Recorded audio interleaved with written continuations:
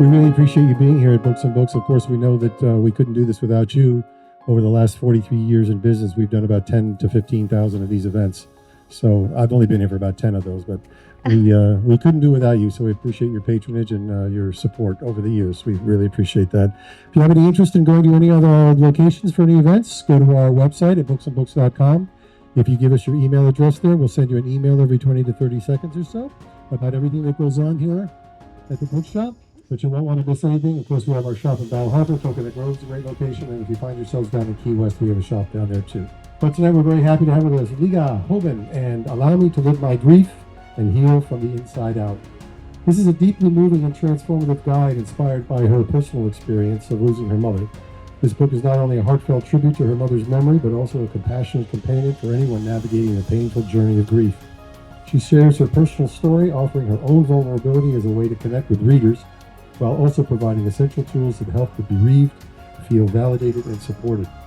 She's a grief and life transitions expert, author, and inspirational speaker dedicated to empowering individuals to transform their pain into personal growth and healing. Ligia holds a BA in psychology, a double major in psychology and religious studies, a master's in positive psychology, a master's in religious studies, and graduate certificates in gerontology and loss and healing. She specializes in understanding death and grief as part of our human experience. She's the founder of the Center for Transforming Lives in Miami, where she offers workshops, support groups, and one-on-one coaching. Here she is. Give her a nice welcome. Thank you, Steve. Thank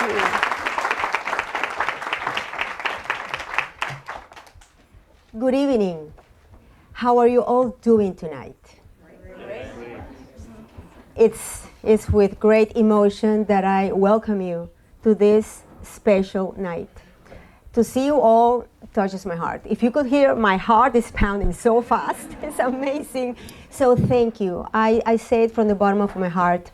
Many of you know me, and you know how close the topic of grief is to my heart. And because of that, I want to just ask you something. Raise your hand if you have ever lost someone. Just lost your hand. Yes. We all do, right? And now, just bring that heart to your heart, that hand to your heart, because that's where we want to be tonight. Because tonight is going to be based on love. This is what we want to do. We want to heal from a place of love. And you may be wondering, and you can ask me even, but Ligia, this book is about grief. What are you saying about love? It's about grief. Well, that's the whole point. That we grieve so much because we love so much. And that's what we want to go to the place of love. Because I built this. This is very special. It's a coin, and it says that be the change you wish to see in the world. It's very precious because my daughter gave it to me. And today I want to just use it as an example of what grief can be on one side, but on the other side is love. And that's where we want to go. Because when we lose a loved one, it is so painful, right? We feel that there's a huge void in our hearts, and we may wonder sometimes how to continue. That happened to me when I lost my beloved mother. Well, the first great loss I experienced in my life was the loss of my father when I was 12 years old, living in Nicaragua. Some of you who may not know, I am from Nicaragua. And I was living there, and I lost my father suddenly. That was a huge loss back then, and that's what inspired me to get into this world to help the griever, to help the bereaved. It has been my inspiration. And based on that story, I created a methodology which I included in my first book on grief, Transform Your Loss, Your Guide to Strength and Hope. In that book, I introduced the methodology, the 11 principles of transformation. And I know that some of you know about those principles because I offer them also as seminars, and some of you my love goes to you that they have come to seminars and they know about the principles. Now, the 11 principles of transformation. I've been saying that for so many years. I published the book in Spanish, Transforma tu pérdida, back in 2007, and in English was 2009. So what happens is that I've been saying about transformation and lost transformation, all that. Now I come with this. Allow me to live my grief and heal from the inside out. So people say, well, Ligia, you have been talking about transformation, and now it's about grief. And I said, well, the thing is that the second principle of the 11 is live your grief. I have never intended to say that in order to transform our loss, we want to jump our grief. And sometimes we want to do that, right? We don't want to go to that place of pain. Nobody does. So what inspired me to write the book and titled it that way was because, based on experience working with clients for so many years, I heard that people would say, Ligia, they don't allow me to grieve. They don't allow me to cry. They don't allow me to talk about my loved one. Please raise your hand if you have ever heard that. We do. And also, interesting is that sometimes it's not that because people tell them not to do it. It's because the griever themselves sometimes don't allow them. They don't give themselves permission to feel. But we are all about emotions. Life is about emotions. Relationships is about emotions. And the relationship with our loved one, when we lose them, doesn't end. It gets transformed. And it depends on us how we are going to transform that relationship that never ends. So when I was inspired to write this book was back in 2020, just in pandemic, when we had the pandemic of COVID-19. It started in March here in Miami or United States. And in June, I lost my mom, my beloved centenarian mother. Yes, she was a centenarian. She died 2 months short of 101. And many of you know about my story with her. She was the apple of my eye. She was the apple of my eye. I call her mi muñequita, my little doll. Because the thing is that after losing my dad at 12, my mom became my father and mother for 48 years. I was 60 when she died 4.5 years ago. And you know what? The void I felt was so huge that sometimes I wonder, how am I going to continue? Because it was really hard. She was the center of my life. She was my purpose. Because remember that sometimes, and many times actually, when we lose a loved one, we may lose our purpose, especially when we are caretakers, when we are dedicated to take care of that person, when that person is not with us any longer, when they are not with us physically, besides losing them, we lose that role of being a caretaker, of being a caregiver, and that is hard. So what happened is this, that after that happened, I remember that I was going back to working, after maybe 2 weeks or so that I took off. I went back to my office, and then there was this lady, this lady, she was super sweet with me. So, hello, how are you? Haven't seen you. Did you get COVID that I haven't seen you? And I said, no, it's that I lost my mom, I said. She was super empathetic, oh, I know, she hugged me. I'm so sorry that this happened and all that. And then I said, yes, my beloved centenarian. And she's like, oh, a centenarian. You should be happy. You should be happy. Why are you sad? And I understood what she meant. Yes, it was a blessing to have her until she was 100. But again, that lack of validation, because she was 100, yes, but she could have been 200 years. Yeah, I know, right? No, it is true. Can you imagine? No, but it's true. Because the thing is that the longer we are with someone, and this is super true, the stronger the bond is. because it was a constant every single day. My mom was in my life. Her last years, my husband and I, we brought her to live with us. So that void was there. And that's when I was thinking, okay, the story of so many of my clients that they say that people don't allow them to live their grief. And me listening to that story, not allowing me to express. And I had another challenge as well, if you will, not challenge, because I created the principles and I've been talking about transformation, all that. There was one time that a lady called me, super adorable, super nice lady. She had taken one of the seminars of the 11 principles with me. And she called me maybe 2 weeks after my mother had died. And she asked me, Ligia, how are you doing? And I'm very open talking. I'm super open. And I said, I'm terrible. I'm terrible. And she's like, you're terrible. But what about your principles?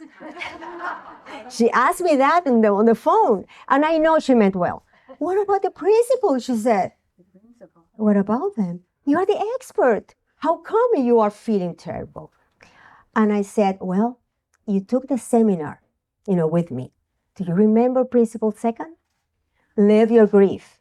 And I'm doing that. I am living my grief. So because of those incidents, I said, you know what? I want to title the book that way. Allow me to live my grief and heal from the inside out. Because the thing is that when I say live your grief, I do not mean you stay stuck in grief, because that's not the idea. It's not to stay stuck. But the thing is that sometimes what happens is that when we ignore grief and we put it on the shelf, what do you think that happens? Do you think that the grief disappears? What do you think? Oh, yes, it may come up in dreams. Absolutely.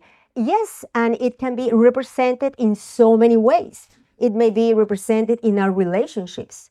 It may be in our work, in the way that we feel our physical, because we become our grief. We are our grief, because grief is all over. So the idea is to recognize our grief, to validate it, because the way that we can really process and heal from the inside out, and that's why I wanted to say that, to heal from the inside out, it's because we want to process and to be present with our grief. Because you know what? We all have a story. Every single person in this room has a story. And I know that in this context, we are talking about losing our loved one to death. But we know that we experience so many losses in life, so many losses. Maybe loss, divorce, loss of health, loss of hope, loss of the world we know that happened with COVID. The assumptive world, we lost it. The loss of security. So many losses we may experience, and sometimes we are not present with our grief. However, based on our stories, we want to just go there. Because when we pay attention to our story, and when others witness our story and our grief, that helps us to heal. In the book, besides me, sharing my story and giving different ideas and suggestions and tips on how to process your grief, because what I wanted with the book is for the griever, for the reader, to feel first validated, and second, accompanied, because that's the way I wrote it, that the person feels that I am next to them. And the book itself has 15 stories of people who shared their amazing and touching stories with me and with the reader, with the public. And of all those people, there are some of those amazing people here in the room with me, and some of them couldn't make it because they don't live, here in the United States. And I have a very special person also who shared his story with us. And I chose to call those stories of the soul, because they come from the soul. Because when we open our hearts And when we open our souls to share our story, that's sacred. We are now in a sacred place because grief is sacred. Love is sacred. Our stories are sacred. So I have the honor and pleasure, and with all my love, I'm going to introduce you to Chip. Chip, you can come here. Chip Corlett. Yes, please, a round of applause. A round of applause. He has a story to share with us that he shared his story in the book, and I told Chip, because he knows that he's very dear to me. Yes. And I told him, would you like to come, and share your story, with people? And so he was willing, he's willing to do it. So now I just ask, please, for you to open your hearts and listen with your heart.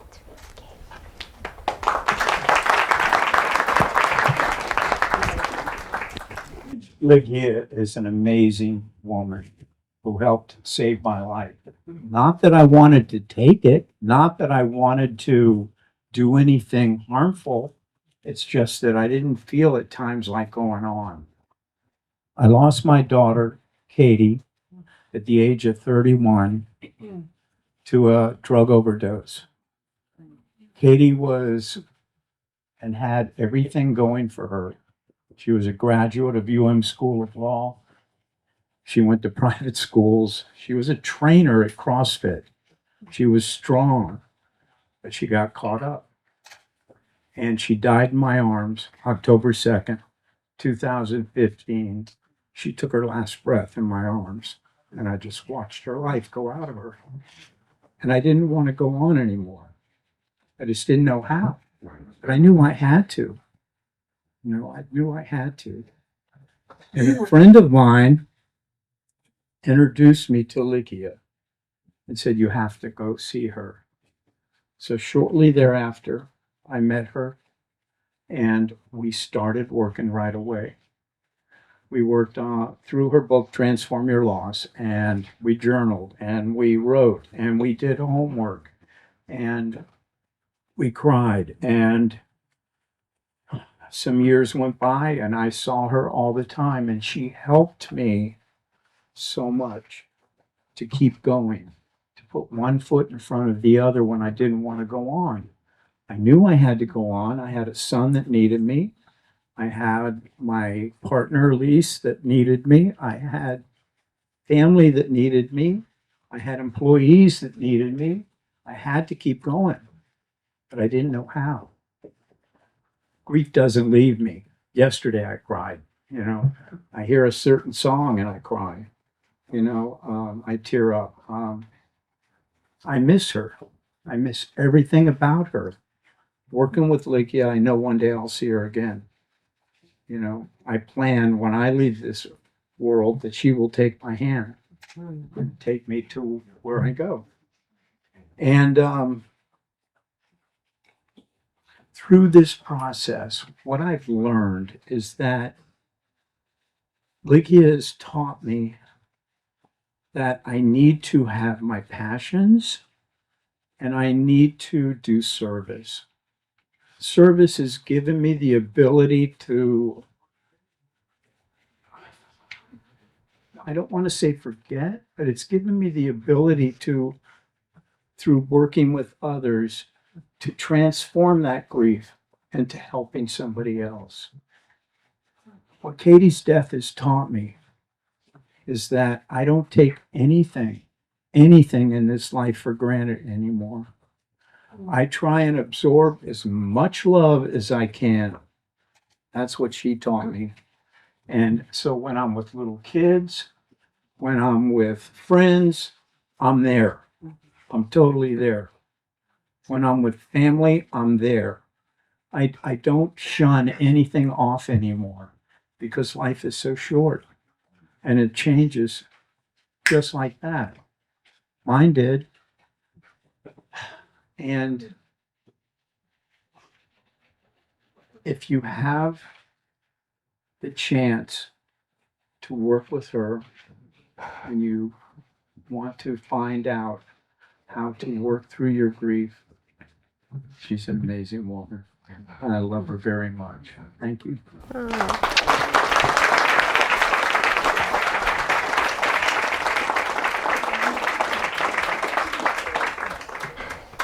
Thank you, Chip.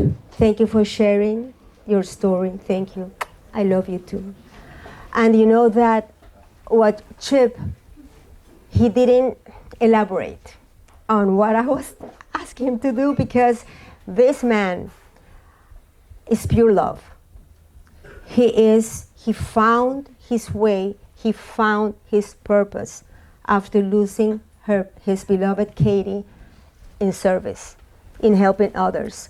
And it's incredible because when I have groups and they come for the seminars or the people that they know Chip, they say, oh my God, he is amazing. He's pure love.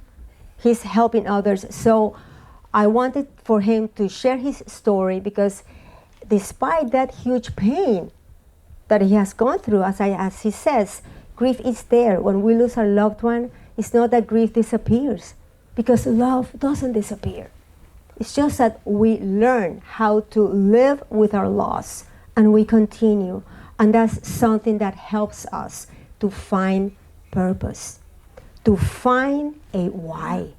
You remember when they say, find your why? You have heard that, right? Find your why. When we lose a loved one, to find your why, it's so amazing. In one of these groups, I remember that one client of mine shared it with the others that when she lost her husband, in times of COVID, she was distraught, and she had 2 little dogs. And she said, Ligia, I don't feel like doing anything, whatever. And I said, you know what? Do this. For your purpose to be every single day to walk your dogs. That's it. If you want to go back to bed, do it. And that's what she did. For the following days and weeks, that's what she did. Go out and walk her dogs.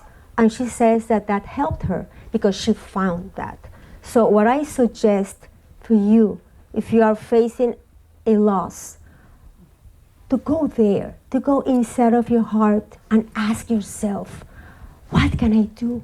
What can give me purpose? How can I honor my loved one? Because you know what? We can make choices.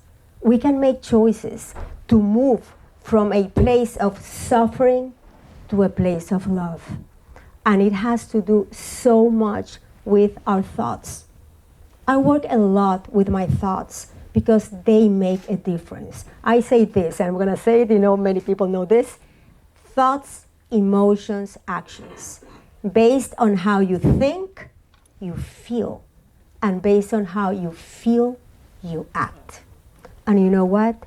Things happen to us. We know that. That they are super painful, of course they are. They happen to us. It's life.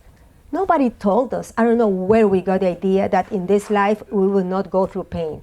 I really don't know who told us that, because we go through pain.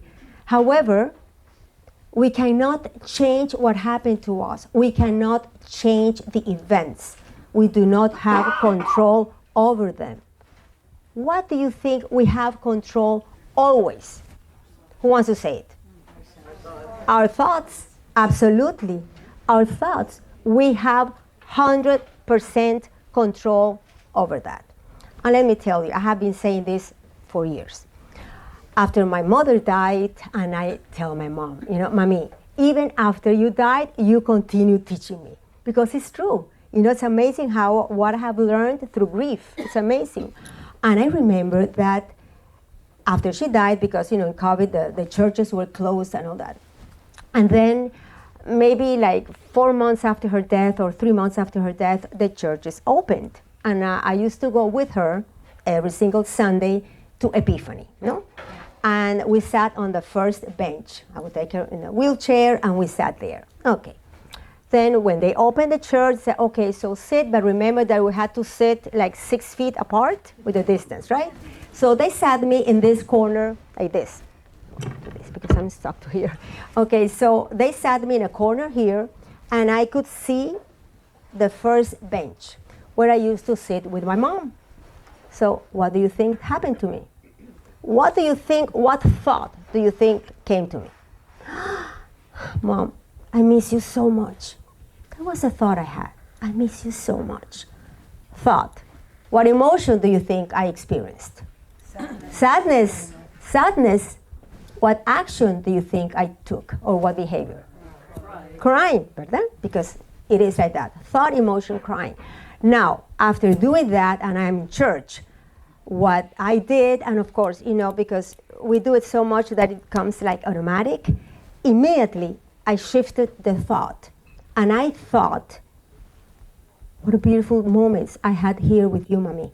Because I loved going to church with her. She was super religious and she was adorable. And I was like, oh, what a beautiful moments I had here with you, Mommy. And that was a thought. What emotion do you think I experienced? Joy. In Spanish it would be gozo. That type of joy that is very from the heart. And because of that, the behavior was I stopped crying. So when I left church, I went to my car and I used to journal a lot. So much, as Chip said, because journaling helps a lot. How many of you journal here? Raise your hand. Some of you do, okay? It helps a lot to journal. You put your thoughts on the paper. So now I went back to my car and I was journaling and I just reflected and I said, oh my God, I've been saying this for so many years, the power of your thoughts. I just applied it in the moment that is the most painful that I have had lately. So it does work. We can do that because yes, it's important to validate our grief.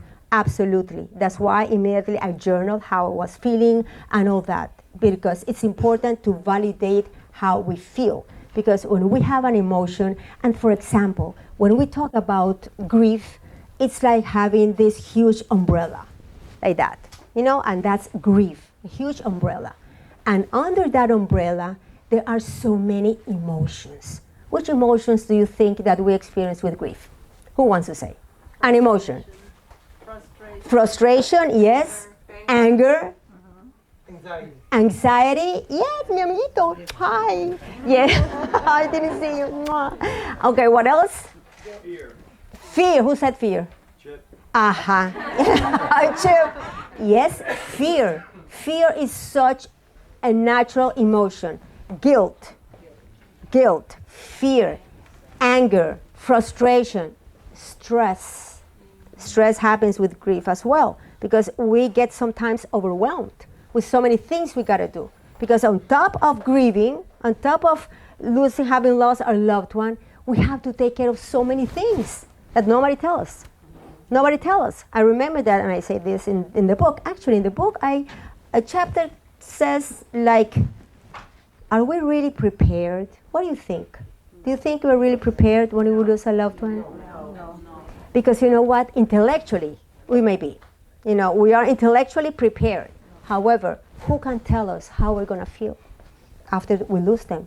And then all the things that we have to take care of. The funeral, the death certificate, the arrangements, all those things can bring a lot of stress. So overwhelm is another emotion. So grief is like that. A huge umbrella with so many emotions. I tell you, validate each one of them. Validate them. And there are 4 things that you can do with emotions that may feel disturbing. One is acknowledge your emotion. Of course, if you will be in a workshop, I will be telling you, take notes. But okay, just remember. Okay, acknowledge your emotion. What am I feeling? That's to acknowledge, not to recognize it. What am I feeling? Second is validating the emotion. Instead of asking yourself, why am I feeling this way?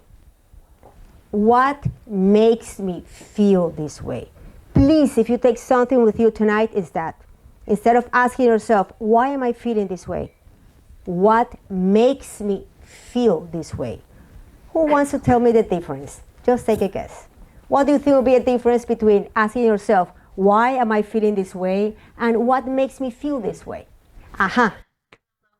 Control, it's why it's happening to you. If it's what makes me, maybe it's something from within where it's originating.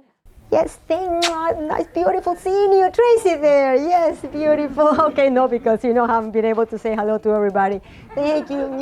Okay, yes, because that's the difference. Because when we ask why, it's also kind of a judging. Why are you feeling this way? You may feel defensive.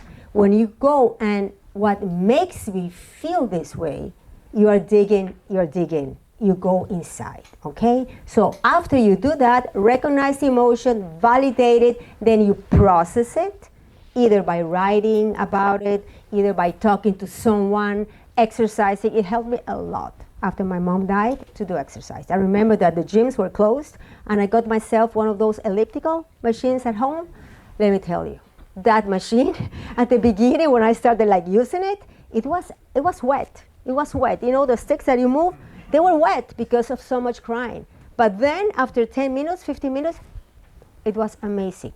Okay, so that helps a lot as well. So you process and then you release, because you want to release those strong emotions. Because, for example, if you are angry, anger is a valid emotion. What you want to do is to go into your anger and to process your anger instead of allowing anger to stay within and to eat yourself. Because they say that anger is like poison, and I believe that. And the thing is that anger, if we allow anger to stay in our heart, what is happening? It's taking that space in our heart and it's taking over, instead of releasing that and allowing love to be there. Forgiveness is huge. And that is easy to forgive. What do you think? Is it easy to forgive? We know it is not easy. It is not easy.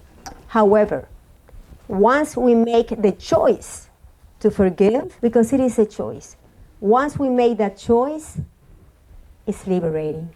Because we allow all that to go out, and then again, we allow that space for love in our hearts. Because that's where we want to go. When we are grieving, we want to go to that place of love. Remember, finding that purpose, finding a meaning, finding a way to continue honoring your loved one. Every single day, you can say that. How can I honor my loved one today? And you shift, and you're able to do it. Because remember, love is eternal. And you are able, just like me, to make that decision to move from a place of suffering to a place of love. Thank you so much. My heart goes to you. Thank you.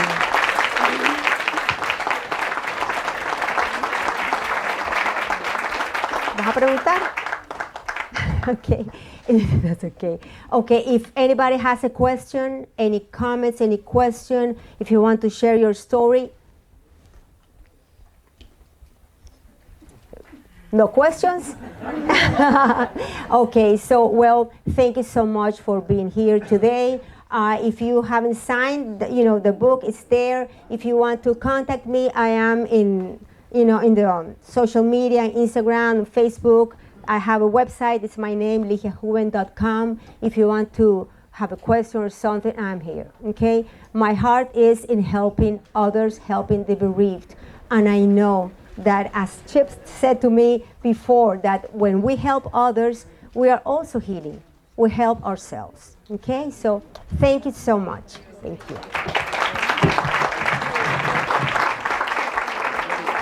I think it sounds terrific. Something that we all probably need to read, because I think we all experience loss in our lives at different places. And she really spoke to me about the emotions and being in touch with how you're feeling in those moments. Este libro es una joya, está lleno de amor, es pura inspiración. Este libro a todos nos da fuerza para saber sobrellevar lo que es duelo y nuestras pérdidas. Gracias, Ligia. Ligia's new book will help you to transform your grief and learn about your grief and how to process it and how to live and move on. Not forgetting anybody that's passed, but learning how to live with it and live your best life.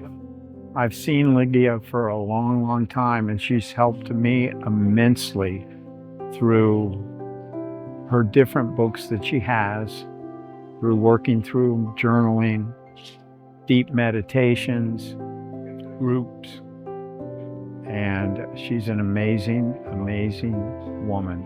So if you have the chance, if you need to speak with someone, she's the person to talk to. Thank you.